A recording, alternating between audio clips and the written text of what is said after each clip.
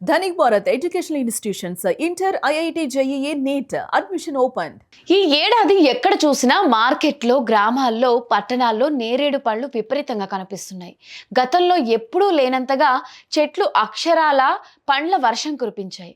కానీ ఆ అసాధారణ పండ్ల దిగుబడి వెనుక ఒక భయంకరమైన ప్రకృతి సందేశం దాగి ఉందని నిపుణులు, మన పెద్దలు హెచ్చరిస్తున్నారు.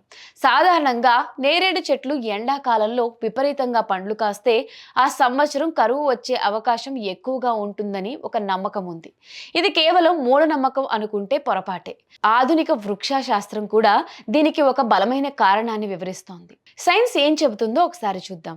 దీనిని సైన్స్ పరిభాషణలో మాస్టింగ్ అంటారు. వాతావరణంలో తీవ్రమైన మార్పులు వచ్చినప్పుడు, భూగర్భ జలాలు అడుగంటిపోయినప్పుడు లేదా దీర్ఘకాలం పాటు తీవ్రమైన ఎండలు ఉన్నప్పుడు చెట్లు తమ మనుగడ కోసం ఒక అద్భుతమైన వ్యూహాన్ని అనుసరిస్తాయి.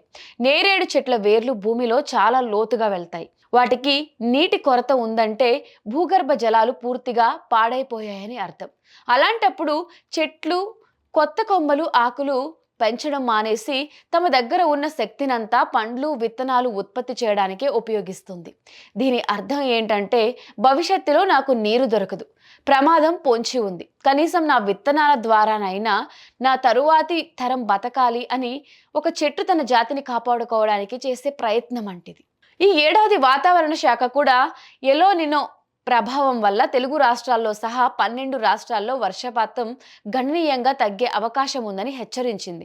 అంటే నేరేడు చెట్లు ముందే పసిగట్టినట్టు ప్రమాదం నిజమయ్యే సూచనలు ఉన్నాయని కూడా కనిపిస్తుంది. అందుకే ప్రకృతి మనకు ఇచ్చే ఈ హెచ్చరికలను గమనించి నీటిని వృధా చేయకుండా వర్షపు నీటిని సంరక్షించుకొని భూగర్భ జలాలను కాపాడుకోవాలని ఈ వీడియో ద్వారా మనం తెలుసుకోవాలి.